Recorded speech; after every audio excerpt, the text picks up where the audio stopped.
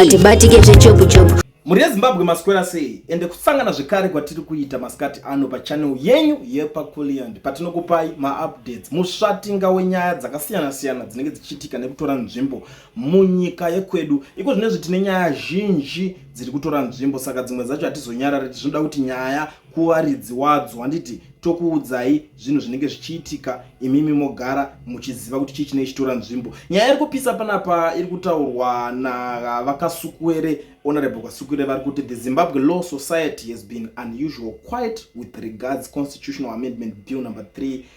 Is it a sign of capture, fear or importance? Ndo mubvunzo wavari kubvunza vachitaura panapa, ende vari kuzoenderera kumberi bhuku kuti vanga vamboudzwa zvimwe vachisekwa naGeorge Charamba uyo anova spokesperson waPresident Mnangagwa achivapindura achiti they are dealing with more substantive issues to do with minerals exportation measures announced by government.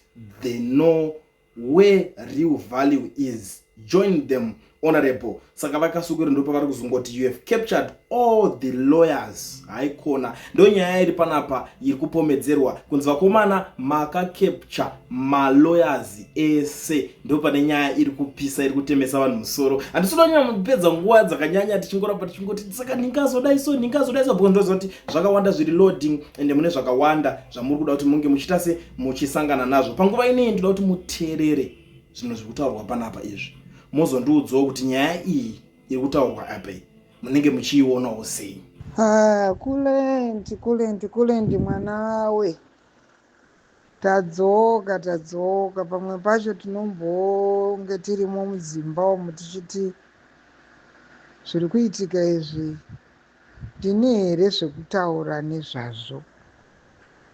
Ndinoda kutaura kuti iko nevanhu vari kupenga ava indini nenyaya yeconstitution yabva yanditambudza, but I've learned a lot.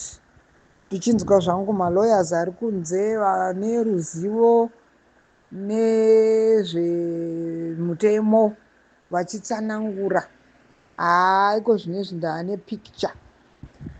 Ndodzoka futi, ndobva ndadzoka pandiri kuti pasine ZANU-PF inoda kutitambudza kubva uchizvarwa, hanzi kusvika ufe uchingotambudzika chete. Kubva uri one day uchizoita 61 years, hanzi ramba uchitambudzika kusvikira zvanaka. Isusu bedzi ndisu tinofanira kunge tiri kubudirira, ndisu chete tinofanira kunge tiri kuonekera, ndisu chete tinofanira kunge tiri kutaura munyika, ndisu chete tinofanira kunge tiri kudya zvakanaka, ndisu chete tinofanira kufamba nemotikari dzakanaka. Dai Mwari vazotibatsira ipapo.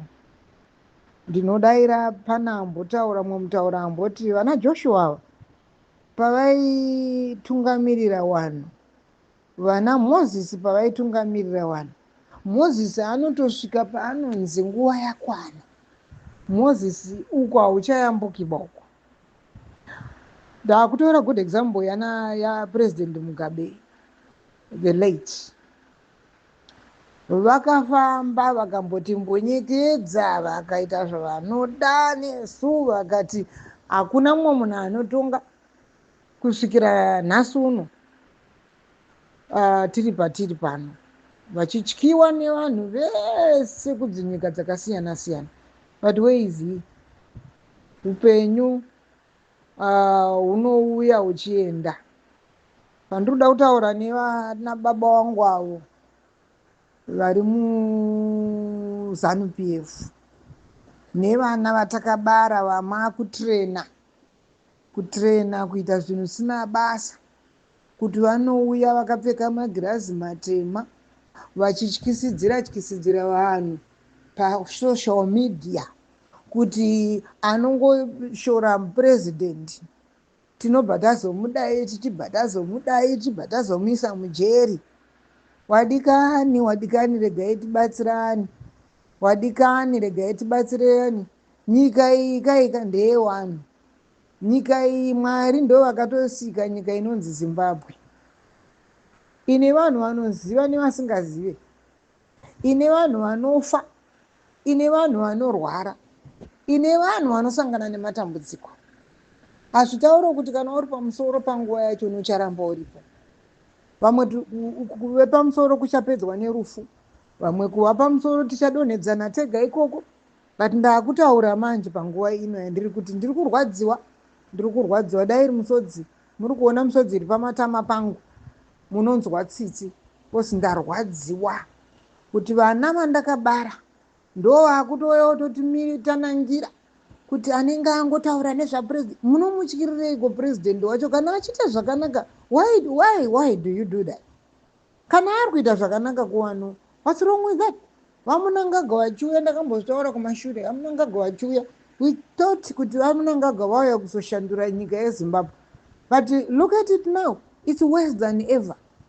Kare taiti tichinzwa Mugabe vabva kunze kwenyika, taigara kuti ndiraunzwa president achitaura. Kubva vamunangagwa vakapinda muleadership, I've never sat down to listen to from any of his speech, because there is no speech. He's just joking. He's making jokes pamberi pevanhu. Vanhu mabenza acho nari kuvasapota achingosekerera. Varume vakuru nevakadzi vakuru kusekerera zvinhu zvakapusa kudaro. Ndoda kuedza kuti iko wadikani, nguva isi yedu bai, nguva iyi inopera, nguva iyi inopfuura. Ngatidananei kani sevana vanyamunhu, ngatidananei. Ndikutoshamisika vanhu vakutotaura vachamisa, vamwe vari kuti vachiwenga. Hapana chatiri kumbotaura. Ngatitokumbirei Mwari vanyutse mumwe munhu ari kuuya kuzotitungamirira, kwete vanhu vese vamuri kutaura. Hakuna kwavanombotisvitsa vanhu. They are the same. They are swimming in the same swimming pool. Vari mupoto imwe chete vanhu ava. Handisi kumboona chipenyu imi pana Chamisa. I'm sorry to say this. Handimboona chipenyu chiri kubva kuna Chamisa. What we want to do is ngatitombonamatei tipuhwe mutungamiriri mutsva ari kuuya kuzotitungamirira mu2028, not all these people watiri kuona vari kuita zvokutamba nesu. Wadikani, ngatinamatei. Vamwe vobva vata zvemavhesi taneta nazvo, aiwa hakuna chisingaitike nemunamato. Munamato unotibasira. Ngatinamatei wadikani Zimbabwe, ngatinamatei wherever you are.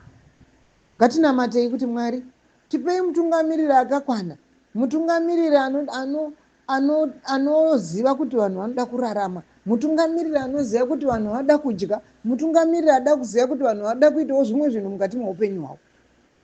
Dai Mwari wekudenga uzotibatsira. Ndinoramba ndichitaura nokuti ini ndinovimba naMwari. Ndinoramba ndichinongedzera zita raJesu nokuti ndo randinoziva. Dai Mwari wekudenga vatipe pfungwa dzakafanana. Vana veZimbabwe tibatane. Vana veZimbabwe ngatibatanei. Titaure chinhu chimwe chete, titaure same language, tiverenge bhuku rimwe chete, tione kufamba. Vamunangagwa, ndinodaira kuti dai zvaisvika kwamuri izvi zvatinenge tichitaura izvi nemasupporters enyu. Tinoda kuti mupange paina president sezvamakaita izvi. Patichiitai kapresident anochiziva kuti ndine vana vandiri kutungamirira, kwete vandiri kutonga, vandiri kutungamirira. Nokuti tikatongana hazvifambe. Tungamirirai sababa, tionekwe tiri kudya zvakafanana, tionekwe tiri kugara zvakafanana, tionekwe tiri kungoita zvokuti uzive kuti ndiri munyika mangu. Asi zvakadaro hazvisi kuita saizvozvo. Ndo zvatiri kungokumbira chete kunyone vanhu vari kuti ndisu takarwa hondo, ndisi takarwa hondo. Until when? Hondo takarwa kare, nesuwo takatoirwa. Ndandiri chimbwido, as I said before. Ini ndakaitawo chimbwido, ndikatopawo makomrades sadza. Imi wacho vanamunangagwa, vanamutsvangwa, mese tinokubhuraketai, takakupai sadza musango mukadya. Saka mungade here kuti tirambe tichitambudzika sematambudziko ataita kubva 1980 nanhasi tiri kungotambudzika? Mwari wekudenga ngavatiitire zvakanaka. Mwari wekudenga vatichengete. Mazvita. Coolient TV, Team V8. Asi vanhu vachishamisika. Kulian TV aichatika saka subscribe wozolaika nechawana zvisapa nachichazisha. Everybody say Kulian, Kulian, Kulian, yeah. Information is brilliant.